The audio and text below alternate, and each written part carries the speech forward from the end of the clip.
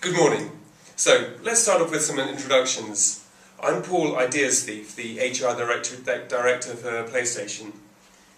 We're encountering some barriers to our growth agenda, so we thought we'd look at some strategic hires from our main competitors.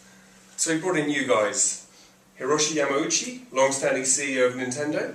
Yoroshiku onegaishimasu. It's a pleasure to be here. And Mario? I don't have a second name for you. It's just Mario! Okay, well just to kick off, could you give us some ideas about how you'd see the company structure? Well, we had a few things that worked well for us at Nintendo. We're really focused on creativity. I've always thought that game software is art, and I organized Nintendo accordingly. There were no strict deadlines for my software writers, no individual P&L targets for groups, and I banished any kind of planning document. And as a result, we produced groundbreaking, creative games that are just great fun to play. I always work with my brother Luigi.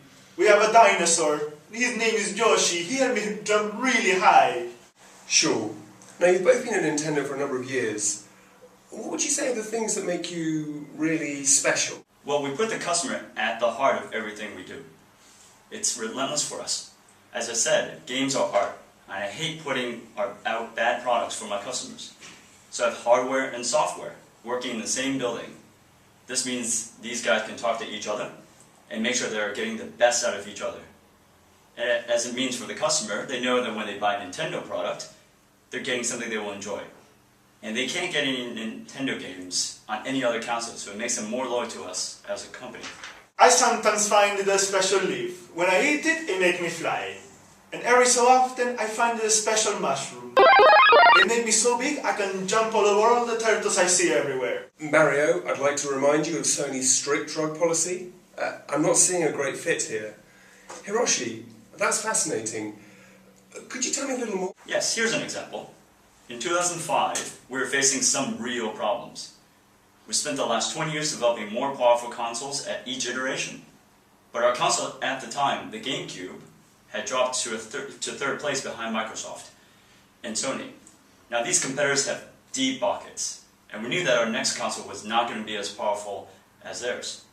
Our traditional rival, Sega, had dropped out of the console market altogether 4 years ago, and we were looking like we'll be next. So what did you do? I went to Hollywood.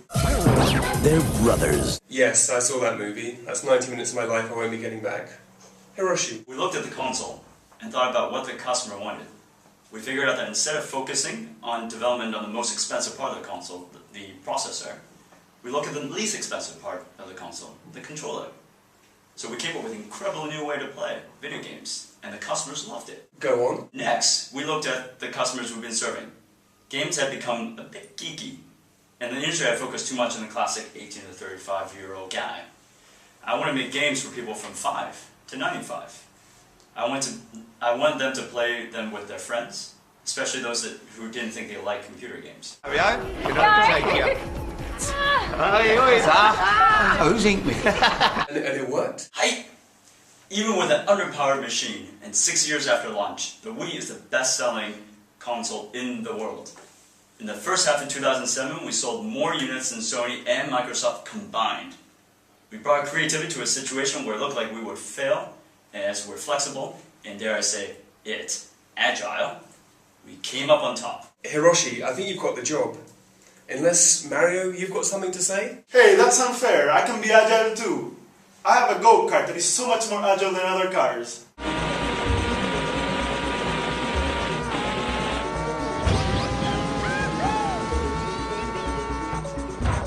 Right, and how did that work out for you? Not so well, actually.